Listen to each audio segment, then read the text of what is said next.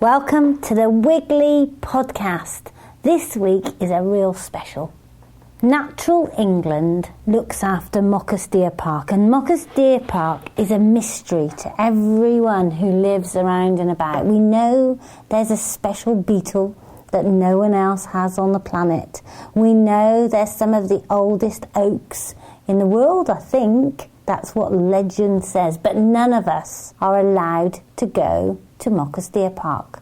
As we drive by, we see all the deer when they come down to the gate for a bit of a feed, and we look at them and we watch the stags fighting and we wonder what's going on up the wood.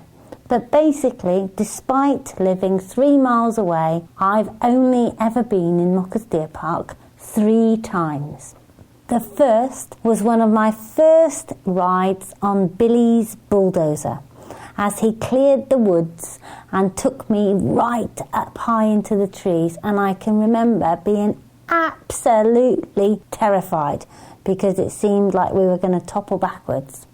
The second was where I went behind the tree to kiss one of the local boys at the dance, at the barbecue, where we had the disco in Moccas Deer Park, and you could kind of go behind the trees and kiss the boys. Moving on, and the third was when Monty was a small boy and we were invited to Moccas Deer Park for a Natural England Get to Know Your Local Environment Day, and we seriously did end up hugging trees.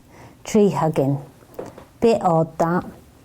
But today, Rachel gets an expert guide to take her round Moccas Deer Park. We all wanted to go from Wiggly Wigglers, but they couldn't do a Saturday. So we've sent Rachel off with the microphone to share with you an exclusive listen-in.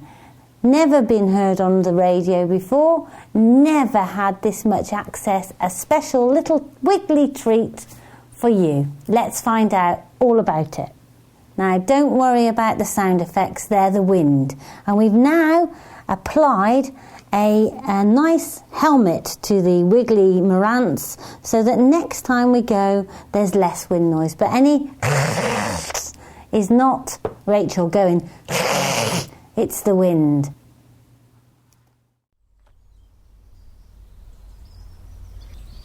The danger is that your sheep or your cow wakes up in the middle of the night for a pee and then decides, no, its belly isn't full and it's hungry, and starts eating your beans or your triticale wheat or whatever it is you're growing. So that's one of the jobs of the shepherds. They have to stay up and watch their flocks so that anyone that starts scoffing the beans, they run out, grab it, bring it back here and put it in this little enclosure next to their hut, the pinfold. That's the other reason they have to watch them, is because a flock of sheep fast asleep down there is easy prey for wolves, and you've got wolves up here. So the Assyrians came down like wolves on the fold. Now you understand where that comes from. So that's why I love this place, because you've got, a Repton carriage drive, capability brown trees, a Norman park pale, a pre-Norman hut platform, and pre-Norman medieval arable cultivation, all in front of you within a space of 15 metres.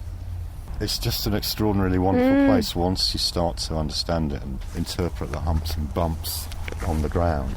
You have a cross-section of how many years, I suppose? Well, from Neolithic times, so thousands of years. We've got near prehistoric field systems further up the park, and as I say, Iron Age barrows and loads of evidence of woodland management here, with saw pits and charcoal platforms, and layers and layers and layers of it.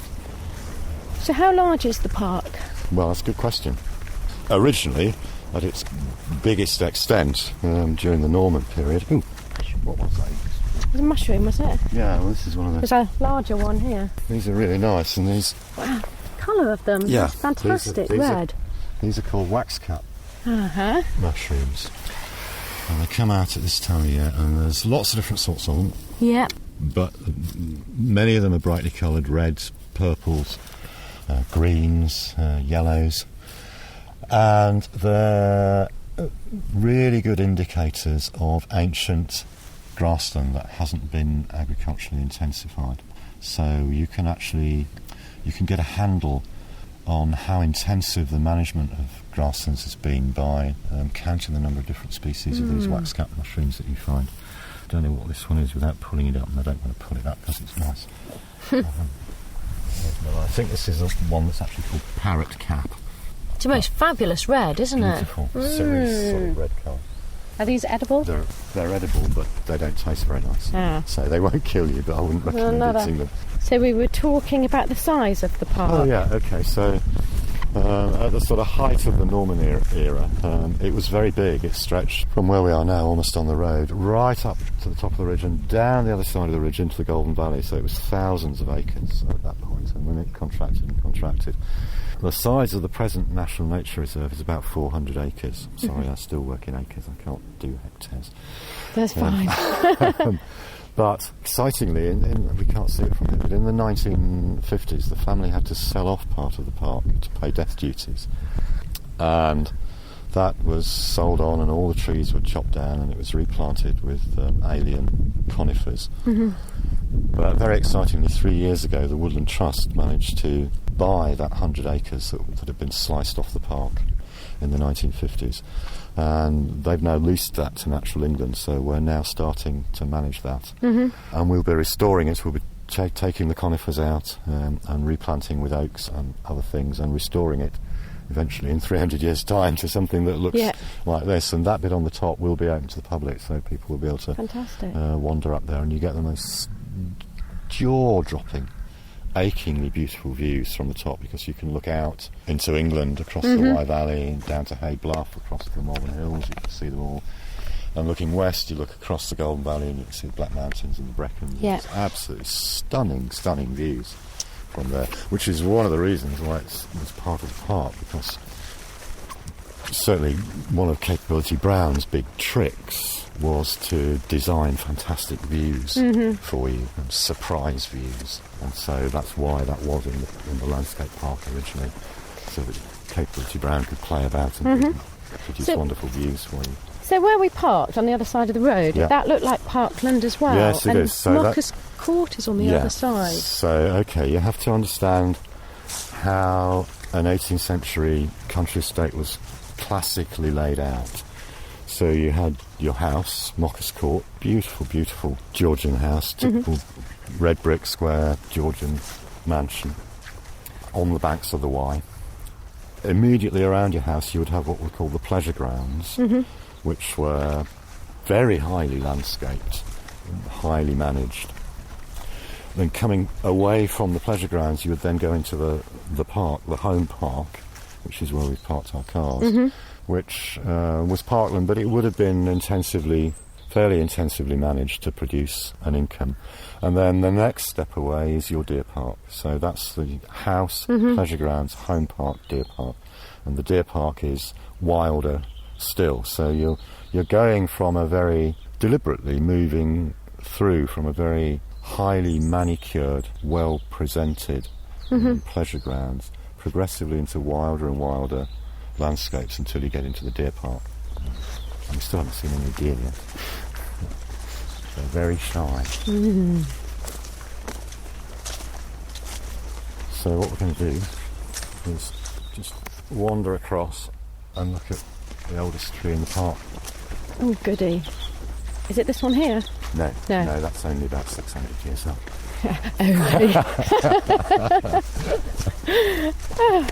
Wow. And so what sort of trees have we got here? Okay, well that's quite an interesting question. It's overwhelmingly oak, partly because that's the native sort of standard tree around here anyway, partly because lots and lots of oaks were planted.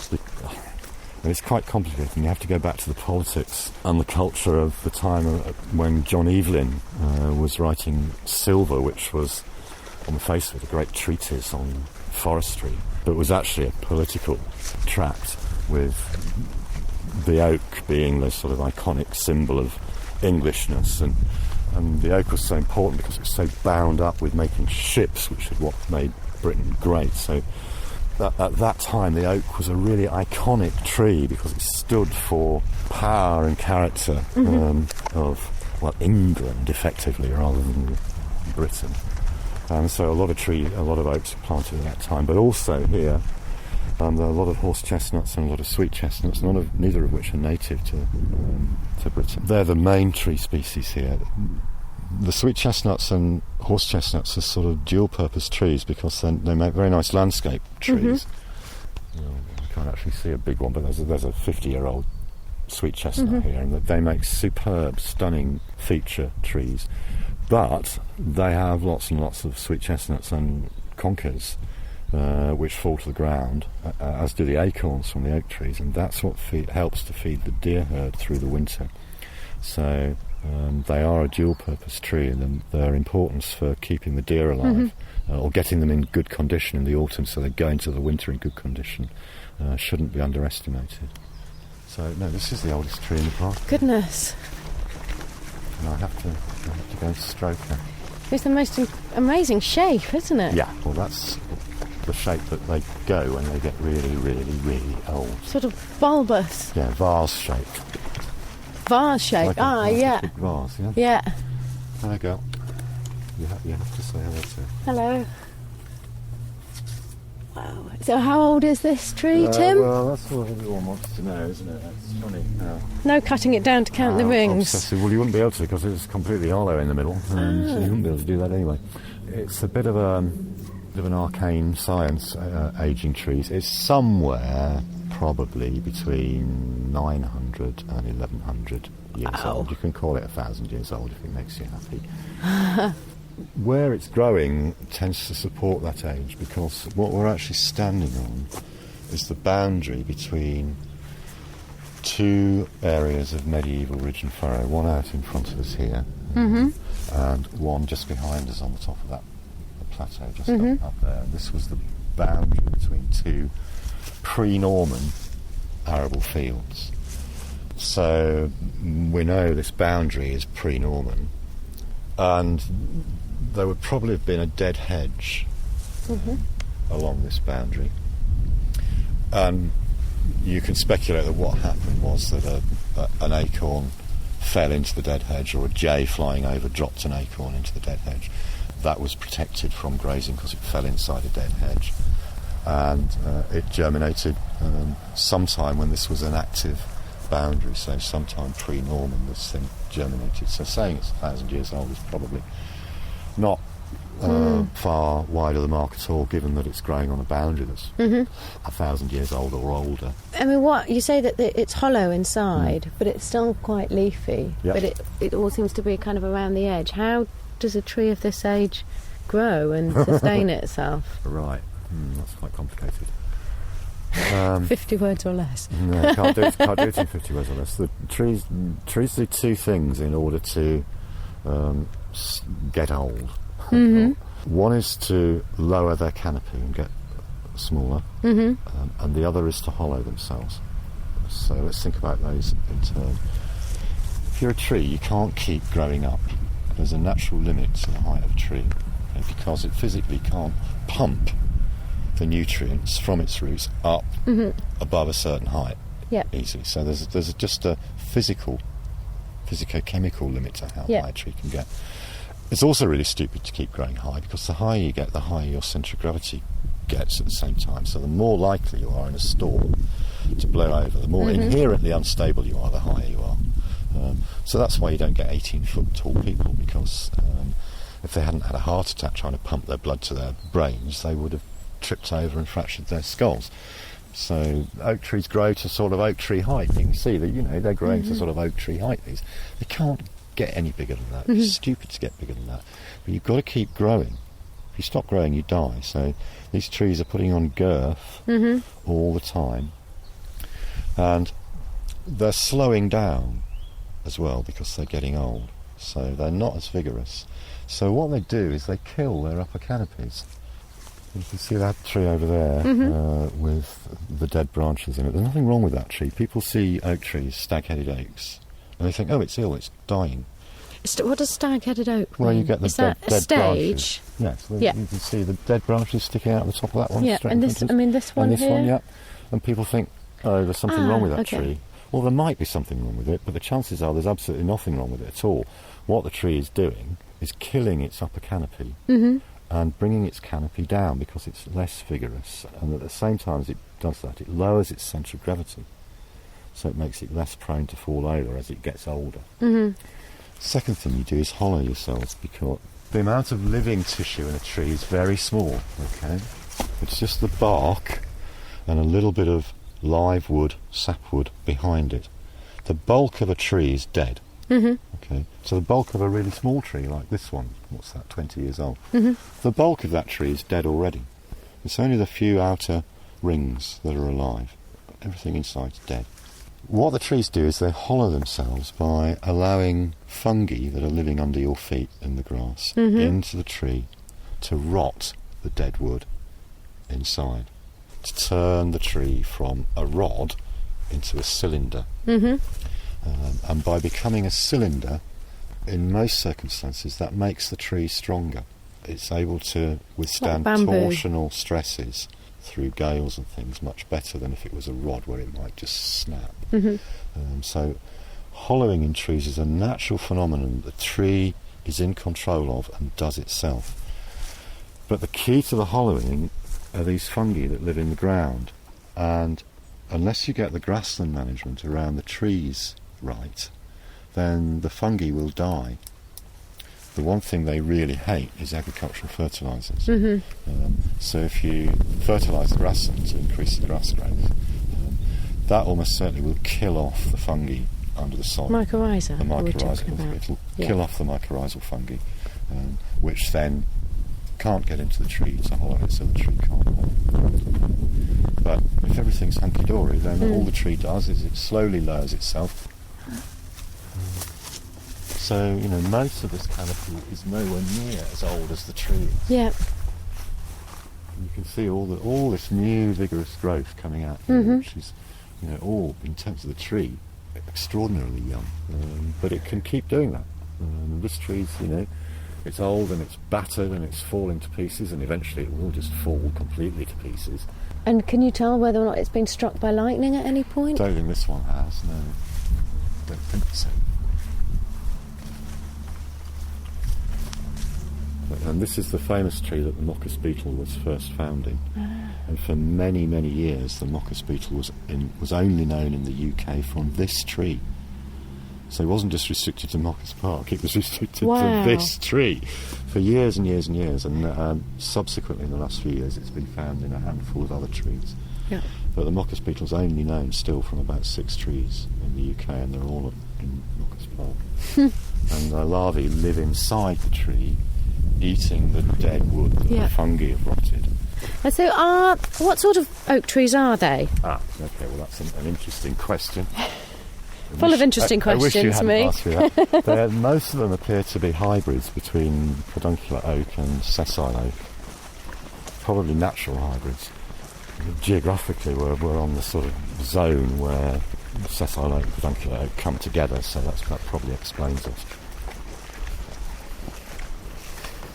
So you can see how hollow this tree is inside. Yeah.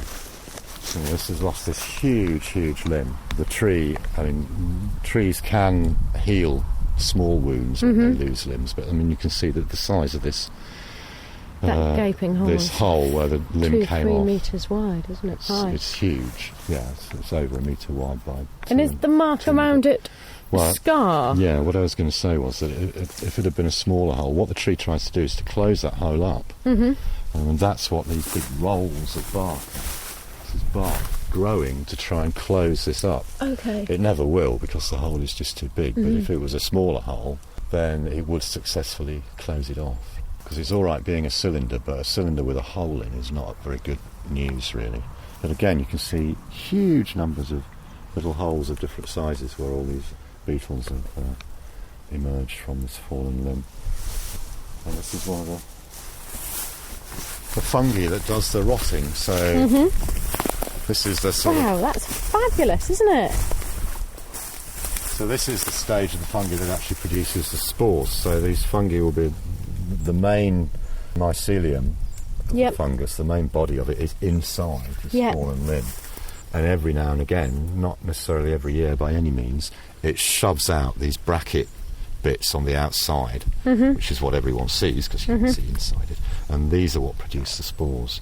This is one of the polypore. Enormous, aren't they? Polypore fungus, much bigger than a dinner plate. And there's a really beautiful yellowy, creamy colour. Yeah, and red underneath. Oh.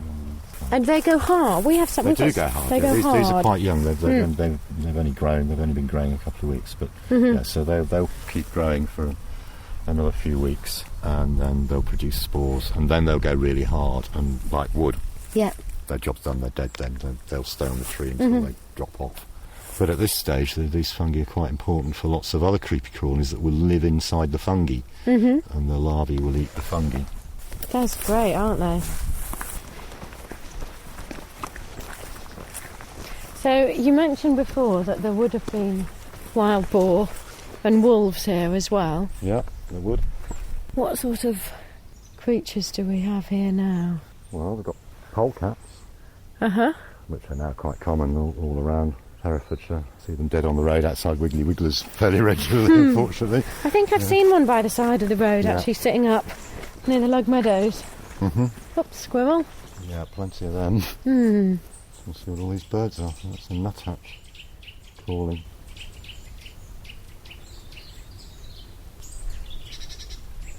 We're in the middle of a little mixed flock of tits and nuthatches and tree creepers at the moment. There's all three of our woodpeckers here. Great spotted, lesser spotted and green woodpecker. One always associates trees with holes in with owls. Well, there's little owls here and there's tawny owls here. Yeah, lots of red starts, pied flycatchers. So I just brought you here to show you some nice trees. It's not particularly tall, but it's a field maple, and it's extraordinarily tall for a field maple. It's massive. And field maples very, very rarely get that size. And it has a vanishingly rare creepy crawly that lives in it as well.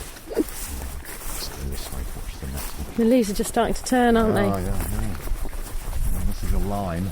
Wow, that is enormous. An enormous lime, yes, it's why I brought you to see it. It's not the biggest lime in the park, actually. The biggest limes in the park are absolutely humongous things. Gosh. And if you go and stand underneath it, it's even better because you can look right through it, like looking up into a cathedral. It's just incredible how wide and flat the canopy is there, or the bottom of the canopy. Well, that's because the deer have grazed off all the branches. This is what's called the browse line. Okay, so the deer you can see how high the deer can reach. The deer can reach to here. Okay. And no higher, so they browse off all the lower canopy. 4 foot off the ground almost. Not much less than me. So it makes it easy to walk underneath. Yeah, nice. Isn't that a really beautiful trunk? Yeah, with all the legs. Fluted columns coming out of it. Trees have different ways of giving themselves stability, but this is typically what limes will do. They produce these big splayed, fluted columns sweeping down, which are very strong, like ribs almost, holding the tree up from the bottom. But again, you can see how vigorous this is. This is new young growth coming out here. See this sort of shape here, this burr. Yeah. Big burrs here, this sort of excrescences, carbuncles, or what you will. This is really crucial to the tree being able to lower its canopy, because these are areas of the tree that are capable of producing rapidly expanding cells. These burrs are what the new lower growth of the tree comes from when it wants to lower its canopy. A lot of commercially available cultivars of trees now, they've had this ability to produce these burrs bred out of them, because you can't get nice straight timber if it's covered in these great lumpy burrs, and you can see they're going all the way up this tree. And so often if you buy timber from young trees from commercial forestry nurseries, this ability, for good reason, has been bred out of them, but it means that they won't turn into old trees because they can't produce these burrs, and so they can't lower their canopy. And you can see virtually all of these burrs have got new growth coming out of them. So it becomes a trade-off, doesn't it, between whether or not you want an old tree or whether you want timber. Yeah. So, were any of the trees harvested for timber here? They were, yes. We were a bit uncertain about how much and how and why and when. But certainly on the middle slopes of the park, there are loads and loads of charcoal platforms and saw pits. Now that suggests two things. The saw pits suggest that they were felling big trees. A saw pit is a hole in the ground that someone stands in. You have a big double-handed saw, and someone sits in the bottom of the pit next to the tree, holding the bottom of the saw. So yes, if you wanted to saw through this tree here, you would dig a pit next to it. Yeah. And someone would then stand in the bottom, the underdog, and there would be someone on the other end of the saw on the top dog. That's where the top dog and underdog came from saw pits. So we know because of all the saw pits that they were sawing up big timber, because you only use saw pits when you've got really big timber. And the charcoal, well, we don't know whether the charcoal is just the lop and top from the big trees that they chopped down, or whether they were actually, whether there was a significant amount of coppicing going on in here. We know there was some coppicing because there's internal medieval wood banks in here to keep the deer out of the coppice plots. So, it was quite a highly managed landscape with timber production, coppice, there was a lime kiln here, lots of quarries in here. So it was a very busy landscape. Would that have been pre-sort of Capability Brown? Yeah, and during. And during. So it's quite interesting that probably 5 days a week, this was a really, really busy place with lots of blokes running about, quite smelly because they were charcoaling and making lime in the lime kilns. And then probably at the weekend, it switched to being a quiet place where the lords of the manor would bring their guests and show it off. So it was a real double-sided coin, really. It's really interesting, isn't it, when you think about our parkland today, and we don't think of it as having sort of dual purposes like that. No. It has to be one or the other. Well, of course, they were grazing it. It's still grazed now? It's still grazed, so it's grazed in the summer with sheep and cattle, and all year round with the deer herd. So there's still a fallow deer herd here. It could well be these animals are descended from the original Norman animals. As far as we know, it's always had deer since the Norman period. There are records of deer being exported from the park to populate other new parks, but there are no records of deer being brought into the park at all.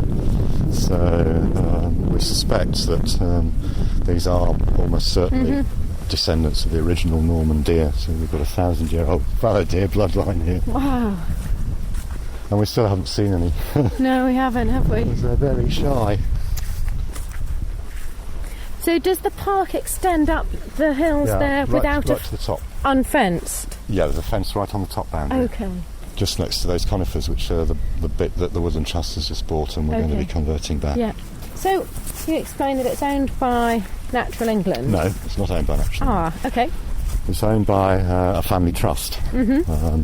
And we have an agreement with the trust that that it's a national nature reserve and that we do the tree management and guided walks and events and so on and so forth. Research. Yeah. All sorts of things. And is access restricted because it is such a special site? Two real reasons. There's another tractor. Yes, it's that time of year. For over 6 months of the year, there are people in here managing the deer herd. When I say managing, I mean culling the deer with high-powered rifles. And high-powered rifles and people wandering about don't mix very well. So that's 6 months of the year just gone straight away.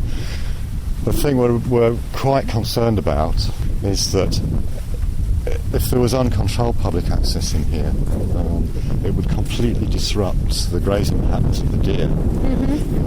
Because though it's enclosed herd, it is a wild herd of deer. And we need the deer to graze evenly across the park. And we know that if there was uncontrolled public access, that everyone would be down here on the flat bits, and that would force the deer up onto the suboptimal habitats further up, so the deer would lose condition as well, because the best grazing is down here. We've got just about every sort of bat in the UK at Moccas. I think we've got 15 or 16. But there are two really rare ones nationally.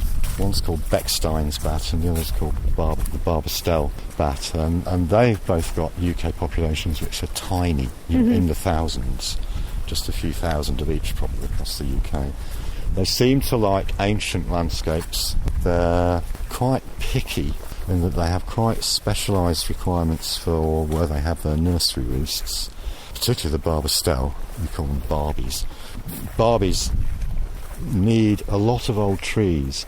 They have small nursery colonies where maybe half a dozen females will join together to have their babies, and they'll have their baby in one tree.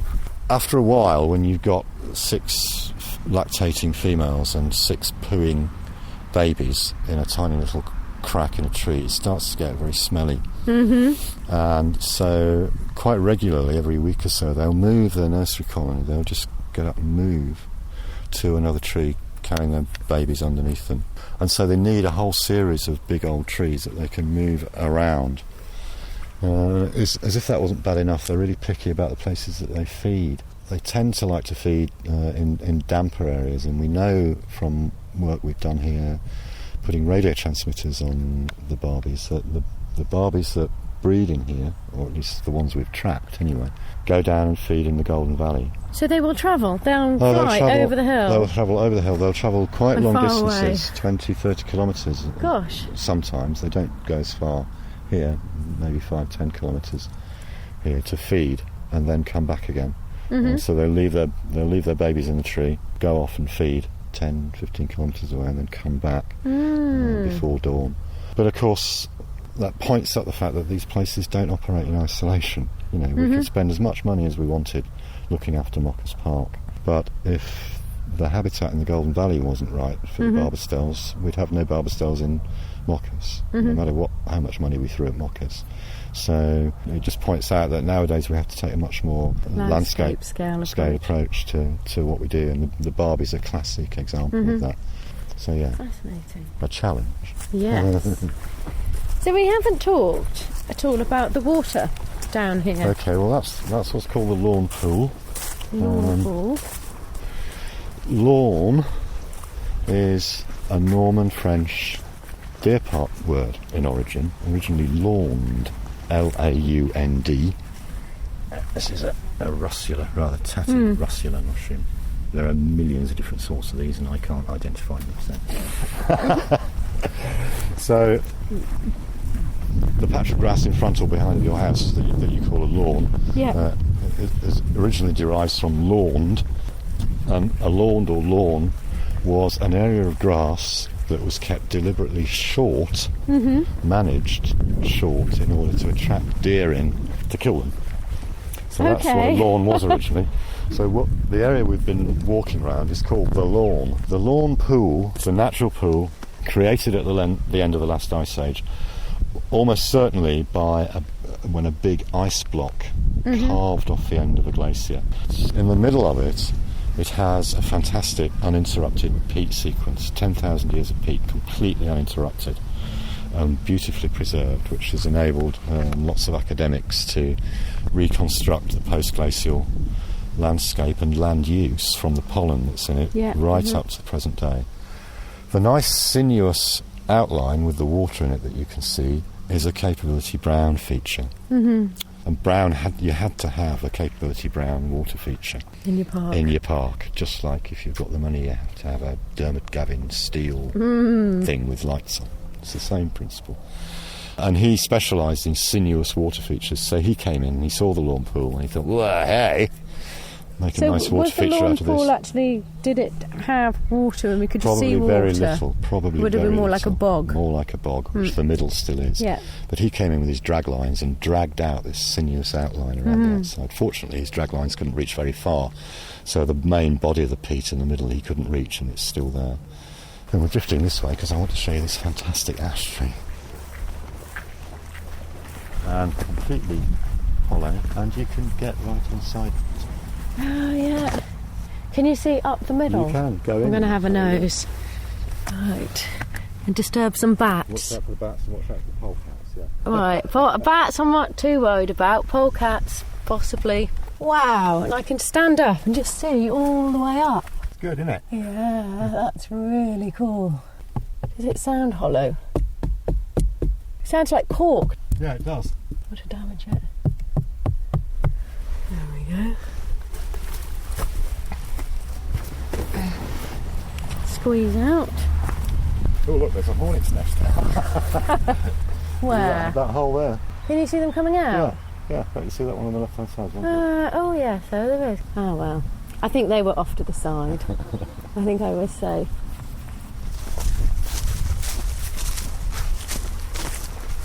And so we're back at the gate. So what do you have to sign yourself in and out of the park? Yeah. Partly so the stalkers know whether there's anyone in the park or not, so I don't get shot. Partly because in the wild bits up top, if I fell over and broke my leg or something, I haven't signed out, they know I was still in there somewhere. Yeah. Hopefully someone might come and look for me. Find you. Not necessarily. No. Well, thanks, Tim. It's been really, really fabulous.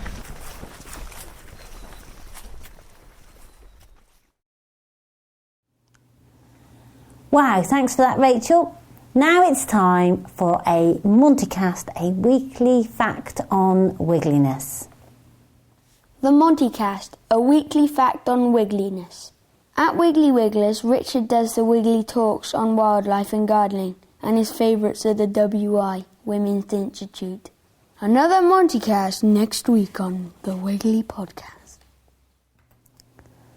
Thank you, Monty. And next week's show, we will be back on the Wiggly Sofa with a team effort to bring you news of wiggliness, wildlife, and poof.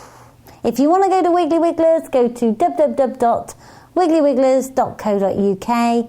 And our latest movie up is our new Worm Cafe silent film. Bye from me. Bye.